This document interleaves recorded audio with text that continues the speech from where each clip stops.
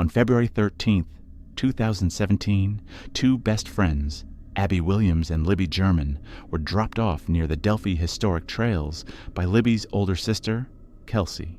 It was supposed to be a simple afternoon outdoors, just the two of them exploring and enjoying the fresh air. As they walked along the trails, they eventually made their way onto the Monon High Bridge, a well-known but somewhat eerie landmark in the area. From everything we know, they were having a good time, laughing, taking pictures, just being teenagers. But at some point, things started to feel off. The girls became aware of a man behind them on the trail. He wasn't just passing by. He seemed to be following them. You can imagine how unsettling that must have felt, especially in such a quiet, isolated place. Sensing that something wasn't right, Libby made a quick decision. Without drawing attention, she took out her phone and began recording. As the man got closer, the girls acknowledged him, trying to stay calm. But it quickly became clear that this wasn't just an uncomfortable encounter. He was armed. What Libby managed to capture next would become one of the most haunting pieces of evidence in the case. A brief audio clip of the man's voice.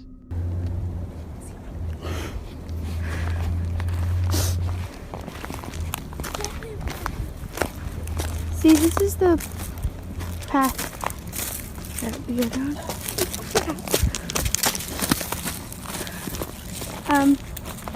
There's no path going there, so we have to go down here.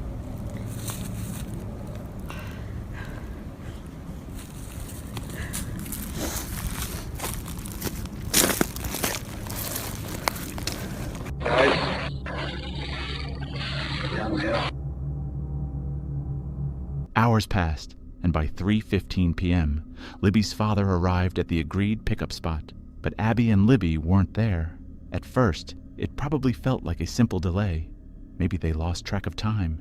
But as minutes stretched on, that feeling quickly turned into something much worse. He began searching the area himself, calling out for them, checking the trails, but there was nothing. No sign of either girl. By 5:30 p.m., the situation had escalated. Abby and Libby were officially reported missing. Law enforcement responded quickly, organizing a search of the surrounding area. Officers and volunteers combed through the trails, the woods, anywhere the girls might have gone.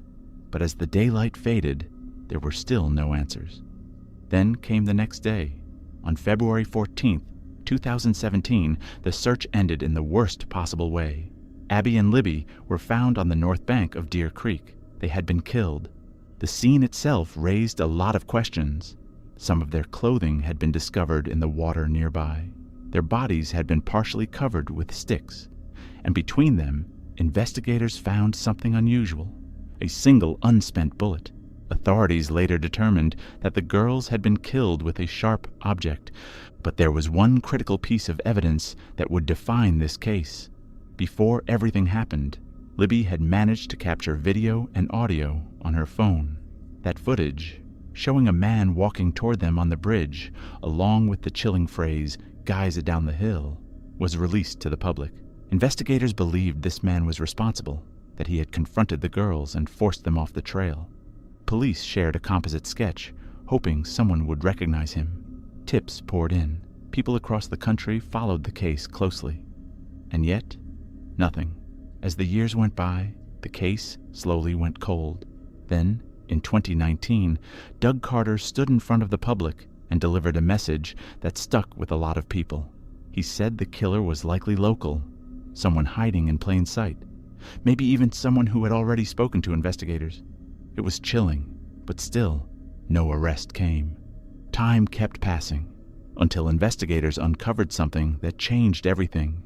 Early on, just days after the murders, a man had come forward. He told police he had been on the trails that day. He even admitted he had seen the girls. According to him, he was just there to watch fish. But because of a simple clerical error, his name recorded incorrectly, his tip was mistakenly marked as cleared, and just like that, he slipped through the cracks. For years, no one looked at him again. Until they did. That man was Richard Allen, a local husband and father, someone who worked at a CVS in town. someone who had blended into the community so well that he had even interacted with the victims' families. At first glance, he didn't stand out, but when investigators revisited the case, the pieces started falling into place. His clothing matched the man seen in Libby's video, and more importantly, forensic testing linked the unspent bullet found at the scene to a firearm he owned. On October 31st, 2022, Richard Allen was officially charged. His defense team pushed back, claiming he was innocent. At one point, they even suggested the murders were part of a ritual connected to Odinism, pointing to supposed symbols at the scene. But the judge ultimately rejected that argument, saying it would only confuse and mislead the jury. Meanwhile, prosecutors revealed something else. Allen had allegedly confessed multiple times, to family members, to mental health professionals, to prison staff, and even to other inmates. Then, in 2024, after years of waiting, the case finally reached its conclusion. Richard Allen was found guilty and sentenced to 130 years in prison. And while nothing can undo what happened, Abby and Libby's families made sure their story didn't end there. They created a foundation in their honor, dedicated to keeping their memory alive. In 2020, that foundation received support through the NBA All-Star Game Legacy Grant, helping fund the creation of the Abby and Libby Memorial Park, a place built not out of tragedy, but out of love, remembrance, and a promise that they will never be forgotten. Start. For the ultimate in family fun and thrills, you've got to do Dreamworld. Let's talk about something that happened at Dreamworld in Australia in 2016, because this case is honestly devastating. On October 25th of that year, Kate Goodchild went to the park with her family. She had her young daughter with her, and they were also there with Kate's brother, Luke Dorset, and his partner, Ruzbe Aragi.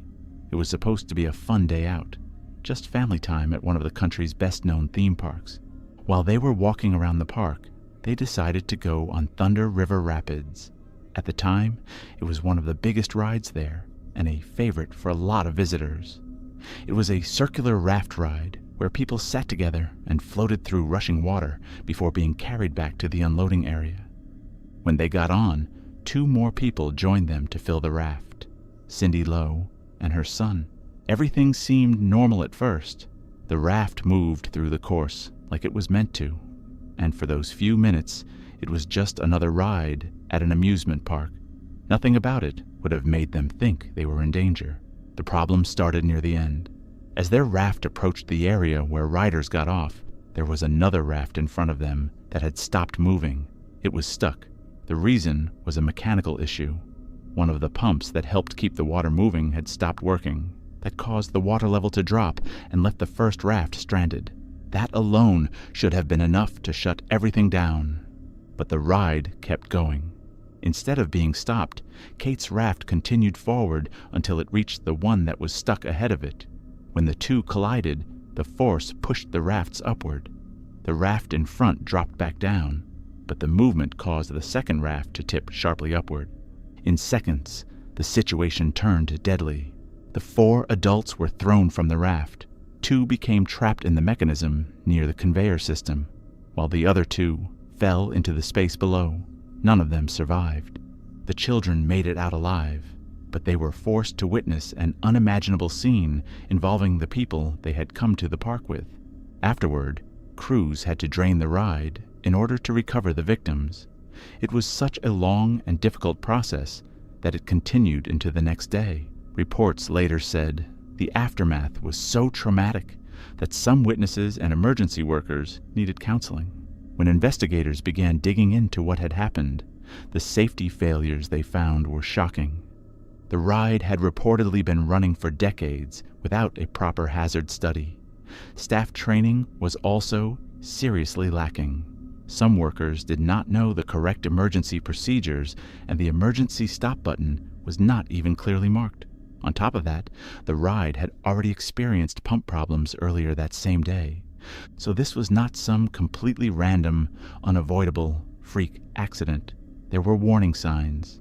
The coroner later made it clear that there were many chances to stop this from ever happening.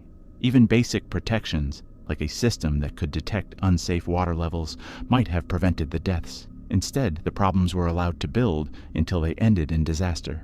The final conclusion was deeply disturbing. The ride had so many issues that it was essentially an accident waiting to happen.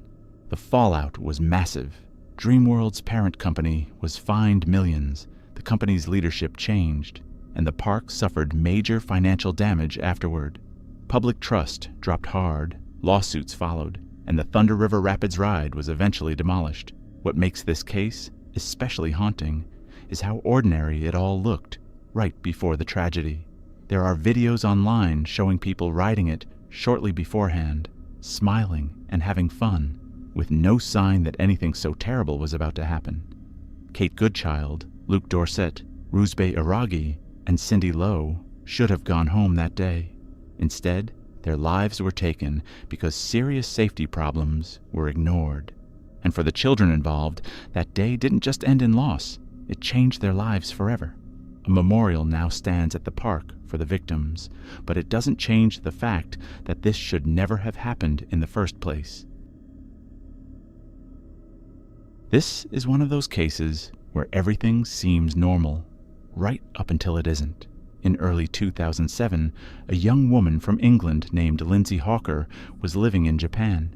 She had moved there to teach English for a year, gain some experience, and then eventually return home to continue her education. By all accounts, things were going really well for her. She was living in Chiba with other teachers, working at a large English school called Nova, and adjusting to life in Japan without much trouble. She kept in close contact with her family and her boyfriend back in England, and when her parents came to visit her, they saw how happy she was. Japan felt safe. That was part of the appeal. It was the kind of place where you didn't constantly feel on edge. But a few days before everything went wrong, she had an encounter that would end up being extremely important.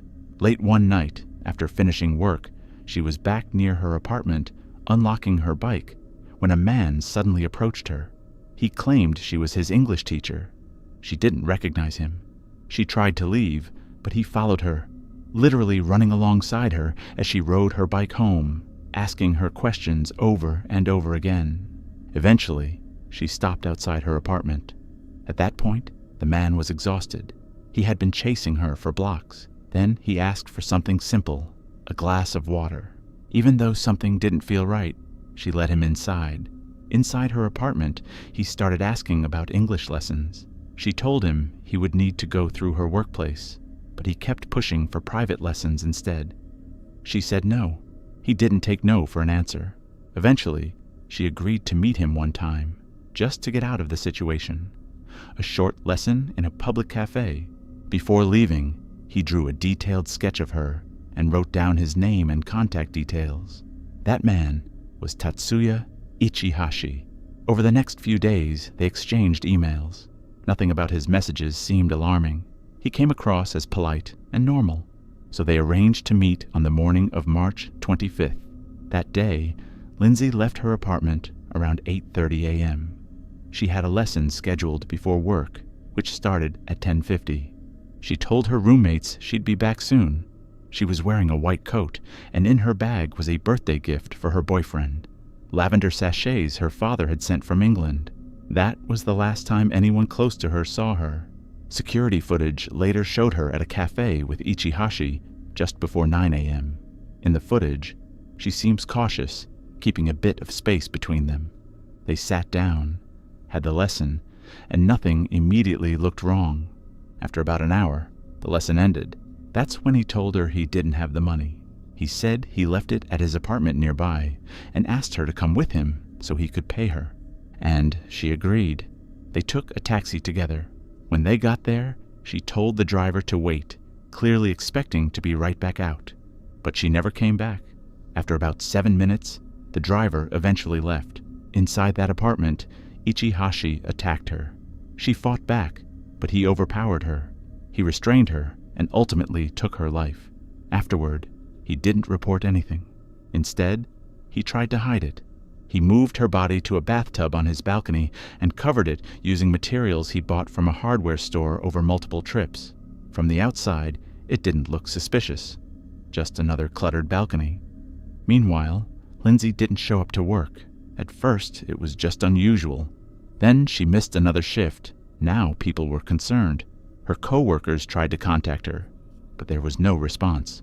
Her roommates checked her room and found a note with a name and address, the same man she had gone to meet. That's when the police were contacted. By the afternoon of March 26th, she was officially reported missing. Back in England, her family tried to reach her through Skype, but there was no answer. By the time police figure out where Lindsay went that morning, they're already standing outside the Wright apartment. They just don't know how bad it is yet. That afternoon, when she still hasn't responded to calls or messages, something immediately feels off. This isn't normal for her. So investigators start retracing her steps. They pull footage from the cafe. There she is, sitting with a man. Then the taxi driver comes forward. He confirms it. He picked them both up and dropped them off at an apartment building. That's how police end up outside the home of Tatsuya Ichihashi. It's around 5:40 p.m. They're standing outside a fourth-floor apartment. The lights are off, but there's movement inside. Someone's clearly home. But here's the problem. They can't just go in. At that point, Lindsay is officially missing. That's it. There's no confirmed evidence of a crime.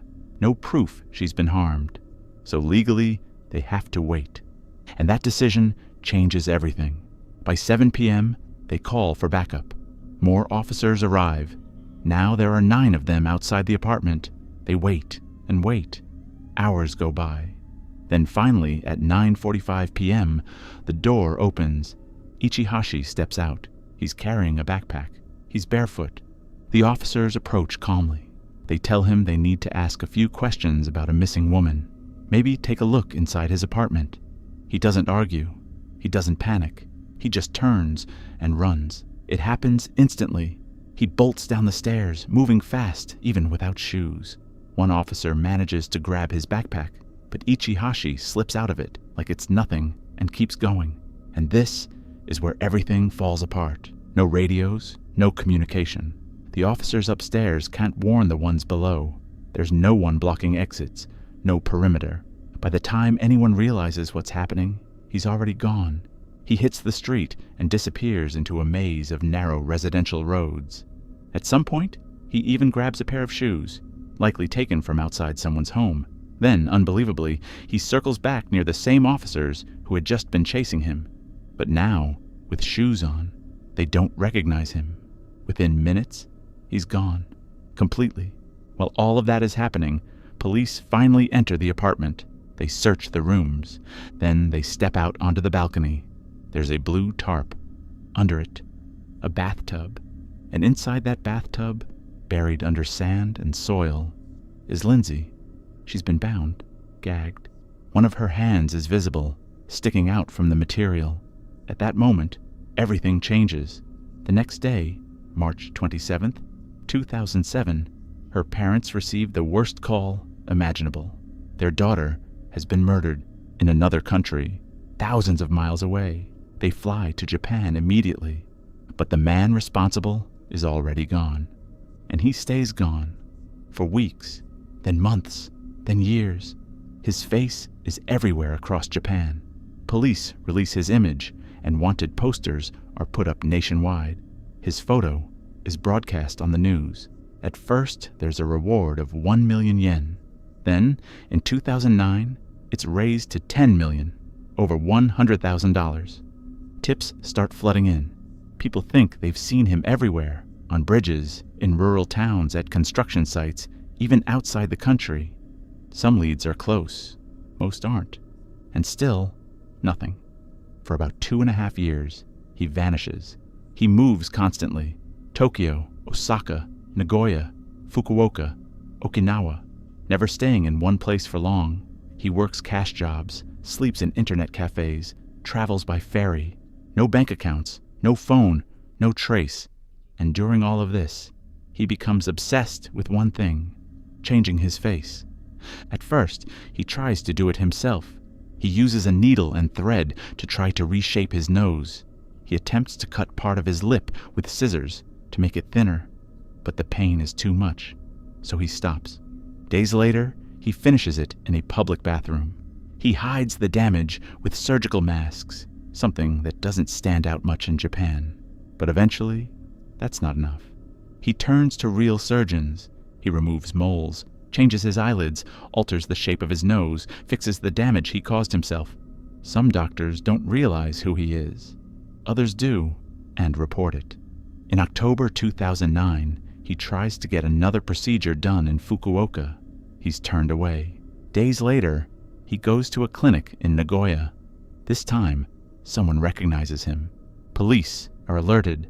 On November 4th, authorities release an updated image showing his new appearance. It spreads everywhere, and he sees it. He's watching TV in a hotel room when his new face appears on the screen. He checks out immediately, changes his look again, buys disguises, fake facial hair, anything to avoid recognition, and runs again. This time, he heads to Osaka. Then comes November 10th, 2009. He's sitting alone, waiting to board a ferry to Okinawa. Gray jacket, black cap, sunglasses, just another face in the crowd.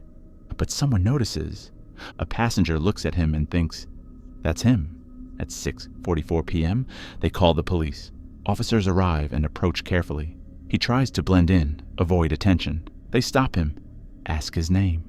For the first time in over 2 years, he tells the truth. Tatsuya Ichihashi. Fingerprint testing confirms it. It's over. The same man who slipped past 9 officers barefoot in 2007 is finally in custody. He doesn't confess right away, but on December 2nd, he's formally charged. Then, on July 21st, 2011, he's sentenced to life in prison, and he's still there today. Lindsay did everything right. She met in public. She told people where she was going. She even asked the taxi driver to wait, but it still didn't save her. Because the truth is, safety isn't a guarantee. It's just probability. Most of the time, nothing happens. But sometimes, someone decides to do harm. Japan is one of the safest countries in the world. Violent crime is rare. People walk alone at night without fear. But this case shows something important. Rare doesn't mean impossible. Lindsay should have made it to work that morning.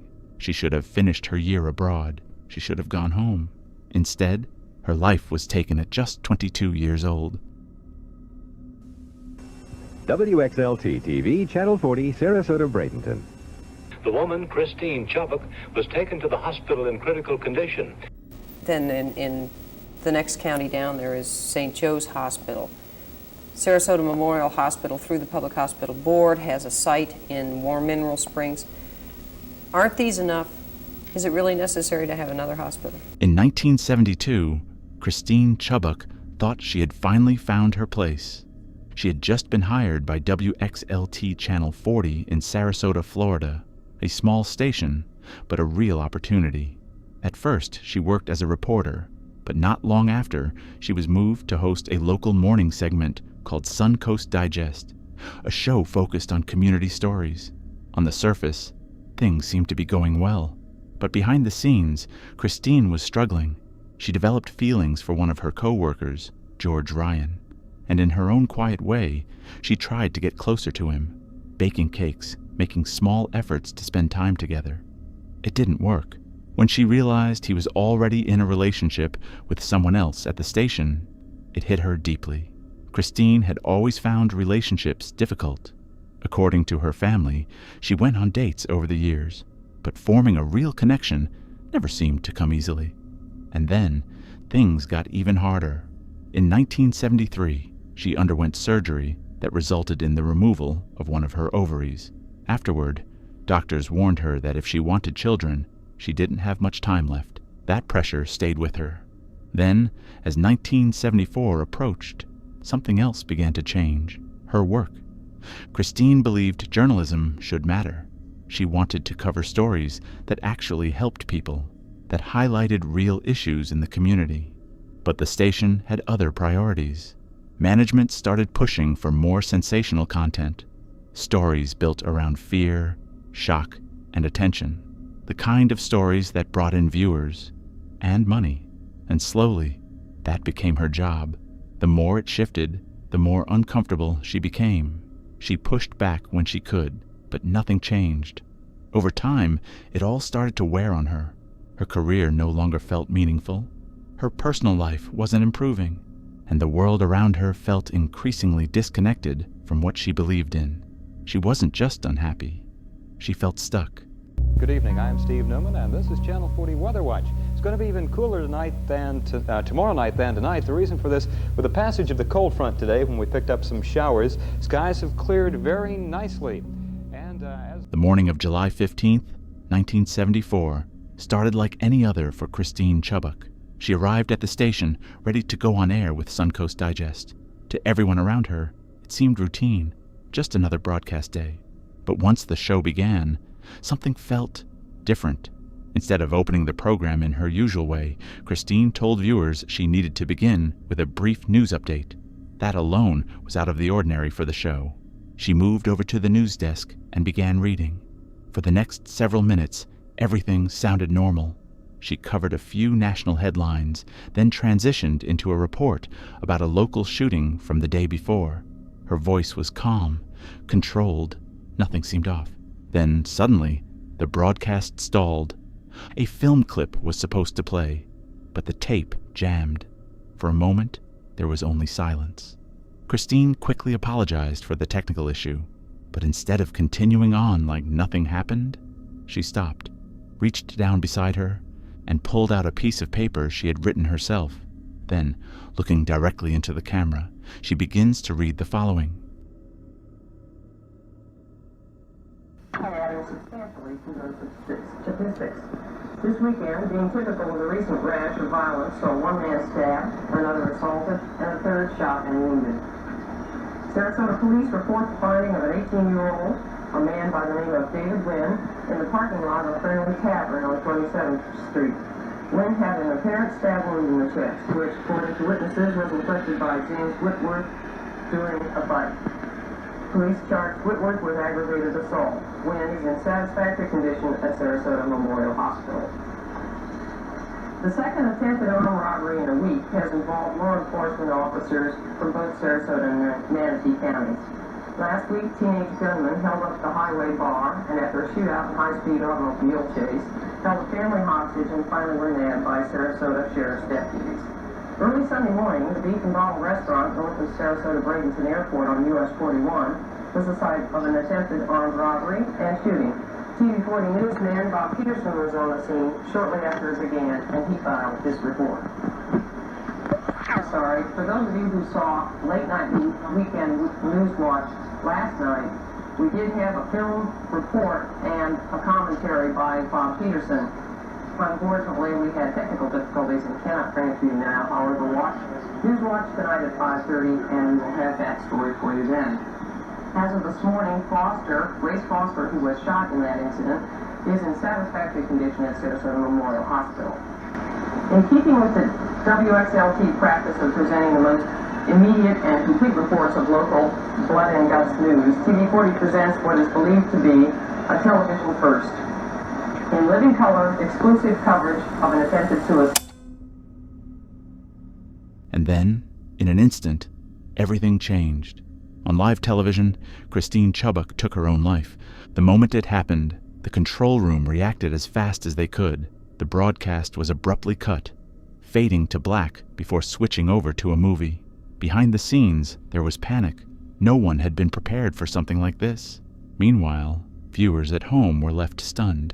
Phone lines at the station lit up almost immediately. People were confused, asking if what they had just seen was real. Some thought it had to be a prank, something staged for shock value. But it wasn't. Christine was rushed to Sarasota Memorial Hospital, where doctors worked to save her.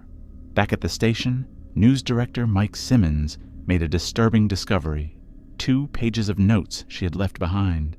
The first page was what viewers had already heard. The second page was something else entirely. It was written like a follow-up report, meant for someone else to read on air. In it, She described herself being taken to the hospital and listed in critical condition. And in a chilling way, that's exactly what happened. Christine remained in critical condition for hours before eventually passing away. After her death, her body was cremated and her ashes were scattered in the Gulf of Mexico. But for the people who knew her, that wasn't the end of the story. What she left behind wasn't just a shocking moment on television. It was a deep loss for her family and those close to her. There was a space that could never truly be filled. Over time, the footage of that broadcast became almost impossible to find. It's believed that only one recording ever existed, kept by the station's owner, Bob Nelson. After he passed away, it was given to his wife, Molly Nelson, who later turned it over to a law firm. And to this day, it has never been released and may never be seen again. If you or someone you know is struggling, you're not alone. There are people who care, and there is help out there. Thank you for watching. Stories like these are never easy to hear, but they're important to remember. Take care, and I'll see you in the next video.